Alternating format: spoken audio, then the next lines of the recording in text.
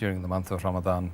Dr. Zakir, why is it encouraged to acquire religious knowledge or Islamic knowledge during the blessed month of Ramadan?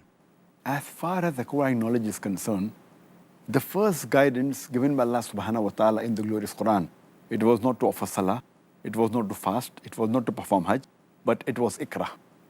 And Allah says in the Quran, in Surah Ikra, or Surah Alaq, chapter number 96, verse number 1, Ikra bismi rabbika allazi khalaq, khalaqal insana min alaq, verse number 1 and 2, which means, read, recite in the name of thy Lord who has created the human being from something which clings a leech-like substance.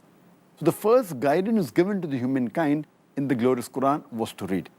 It doesn't only say read, it says read in the name of thy Lord. That means reading is important, acquiring knowledge is important, but acquiring knowledge of Allah subhanahu wa ta'ala, of our deen, is the utmost important. And Allah says in the Quran, in Surah Mujadila, chapter number 58, verse number 11, He says that Allah subhanahu wa ta'ala has raised the rank of those people who believe and those who have been granted knowledge.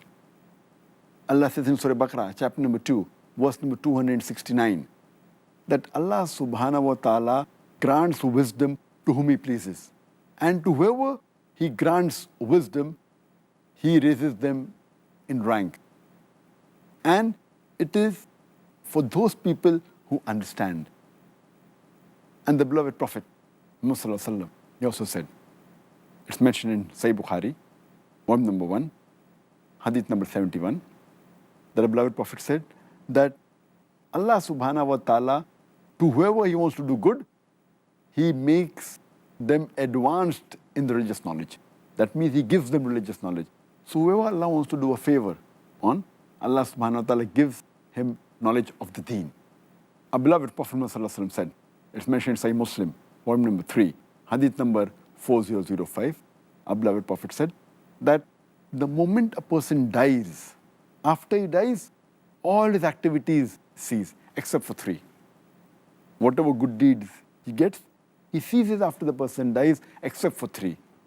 A person who has done recurring charity, a person who has given knowledge to other people, and the person whose pious children pray for the parents after they're dead. That means after a person dies, all the good deeds cease except for 3. If a person has done some recurring charity, that's Sadaqah Jariyah, has done some charity from waqf which is keep on regularly rotating and helping people, so that's from Sadaqah Jariyah. The other is the knowledge that a person gives. And after he gives the knowledge, he imparts the knowledge to somebody else, and he keeps on utilizing that knowledge of deen in helping humanity. That's Sadaqah Jariyah. And the last is the pious children who pray for the deceased parents. Therefore, knowledge is very important.